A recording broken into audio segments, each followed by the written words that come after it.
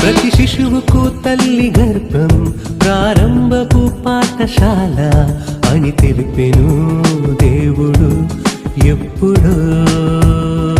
యోహాను తల్లి గర్భమందు మరియ వందనం వినగాని గంతులేసెను గర్భంలో.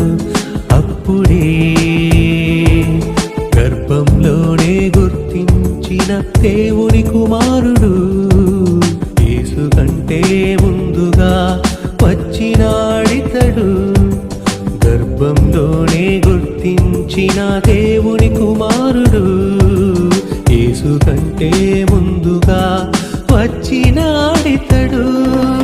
లోకంతో పని ఎందుకు తనకు, దేవుని పనులే ముఖ్యం తనకు. క్రీస్తు సువార్తను స్థిరపరచుటకు పరలోకం కొరకు.